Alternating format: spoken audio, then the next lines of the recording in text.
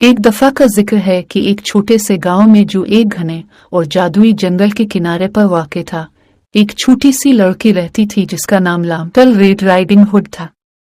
इसे little red riding hood इसलिए कहा जाता था कि वो हमेशा अपनी सुर्ख रंग की खूबसूरत कैप पहनती थी जो इसकी माँ ने इसके लिए बनाई थी ताकि वो जंगल के सफर में गर्म रहे। लिटिल रेड राइडिंग हुड अपनी माँ के साथ रहती थी जो एक बहुत ही नरम दिल और मेहरबान औरत थी और गांव भर में अपनी बेहतरीन बेकिंग महारतों की वजह से मशहूर थी।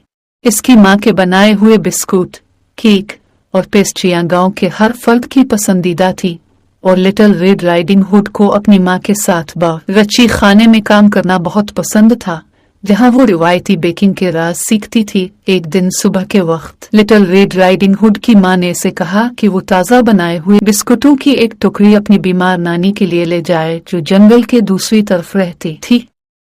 नानी कई दिनों से बीमार थी और लिटिल रेड राइडिंग हुड की माँ चाहती थी कि इसे ये गर्म गर्म बिस्कुट देकर खुश कर दे। लिटिल रेड राइडिंग हुड अपना सफर शुरू करती है और घने जंगल से गुजरती है। दरख्त इसके ऊपर ऊंचे हो रहे थे। वो रास्ते पर चलती जा रही थी। इसकी सुर्ख कैप इसके पीछे फड़फड़ा रही थी। रास्ते में इसे जंगल के मुख्तलिफ जानवर मिले जिनमें परिंदे जो मीठी धुनें गा रहे थे, खरगोश जो उसके रास्ते से उछल कर जा रहे थे और गिलहरियां जो दरख्तों पर चहचहाती जा रही थी। जैसे ही वो जंगल के अंदरूनी हिस्से में गई, दरख्त मजीद बुलंद हो गए और रास्ता मजीद तंग हो गया। लिटिल रेड राइडिंग हुड को एक अजीब सी बेचैनी महसूस हुई। कम वो जानती थी कि इसकी नानी को इसकी जरूरत है, इसलिए वो आगे बढ़ती रही। अचानक एक चालाक और मक्कार भेड़िया एक दरख्त के पीछे से नमूदार हुआ। भेड़िया लिटिल रेड राइडिंग हुड के करीब आया और इससे पूछा कि वो कहाँ जा रही है। लिटिल रेड राइडिंग हुड ने भरोसा करते हुए भेड़िया को बता दिया कि वो अपनी बीमार नानी से मिलने जा रही है। भेड़िया ने बदनीयती से मशवरा दिया कि वो अपनी नानी के लिए कुछ फूल तोड़ ले। लिटिल रेड राइडिंग हुड ने सोचा कि ये एक अच्छा मशवरा है और वो रास्ते के साथ उगने वाले खूबसूरत जंगली फूल तोड़ने लगी। जब लिटिल रेड राइडिंग हुड फूल तोड़ने में मसरूफ थी, भेड़िया नानी के घर की तरफ दौड़ गया। उसने दरवाजा खटखटाया और जब नानी ने दरवाजा खोला तो भेड़िया ने उसे निगल लिया। फिर उसने नानी का भेस बदल लिया और लिटिल रेड राइडिंग हुड का इंतजार करने लगा। जब लिटिल रेड राइडिंग हुड नानी के घर पहुंची तो इसने महसूस किया कि कुछ गलत है। दरवाजा खुला हुआ था और घर में खामोशी छाई हुई थी।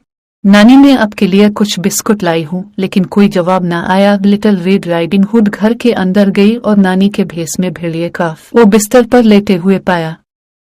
इसे लगा कि नानी की आंखें पहले से ज्यादा बड़ी हैं और उसके दांत तेज हैं।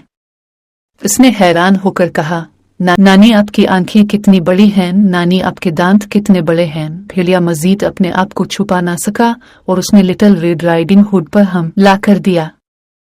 लेकिन जब लगता था कि कोई उम्मीद नहीं रही, एक बाद वे लकड़हारा दरवाजे पर नमूदार हुआ।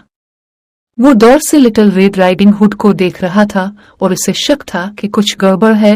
लकड़हारा घर के अंदर दाखिल हुआ और अपनी कुल्हाड़ी के साथ भेड़िया को भगा दिया और लिटिल रेड राइडिंग हुड को बचा लिया। भेड़िया भाग निकला। लिटिल रेड राइडिंग हुड खौफजदा जरूर थी, लेकिन इसे कोई नुकसान नहीं पहुंचा था और नानी को भेड़िया के पेट से जिंदा मगर थोड़ी सी जख्मी हालत में निकाल लेते हैं। नानी अपनी प्यारी नवासी को देखकर बहुत खुश होती है।